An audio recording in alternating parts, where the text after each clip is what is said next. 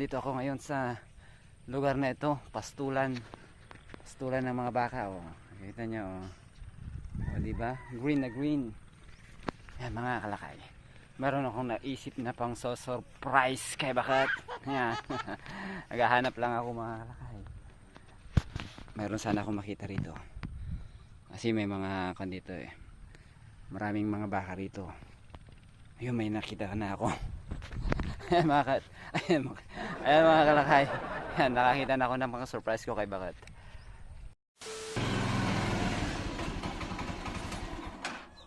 Ano mga kalakay, andito na ako sa bahay.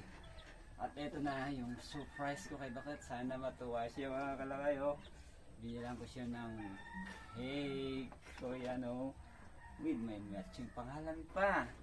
Ayan, punta natin sa loob si Bakat. Sa loob.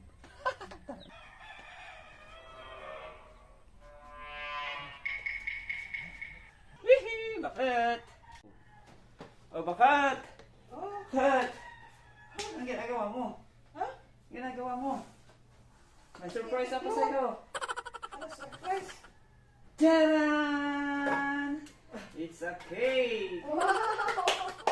Kasi binilang kita ng cake mo kasi alam ko isang araw pa gusto mo, sabi mo nun parang gusto mong kumain ng cake. Oo, kaya naisip ko surprise naman kita. Isang na naman to eh. Wow! Buti bumili ka lakay! Yay! Gustong gusto ko. Ang sarap kaya nito, sobrang sarap na itong flavor na to. Bakit?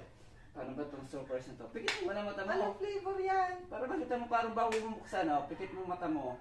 Ay, papakit-pikit ka pa. Akin na, kainin na natin. Sige na nga. Oh. Ano? Oh. Oh! Oh, yan oh. Ready? 1, 2, 3. Oh! Uy! Uy! Ano yan?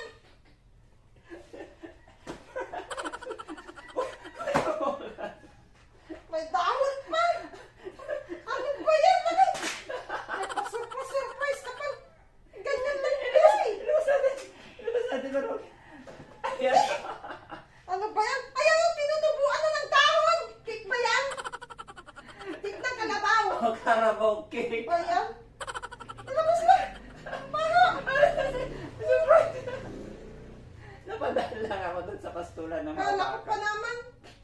Kala ko pinilan mo talaga ako ng cake. Gusto ko nga kumain ng cake. Yung tagal-tagal ko nang hindi ko makain ng cake. Hindi lang ako nakakatikip. Sabi mo, pag malapit na yung birthday mo, bibilihan mo ako ng cake.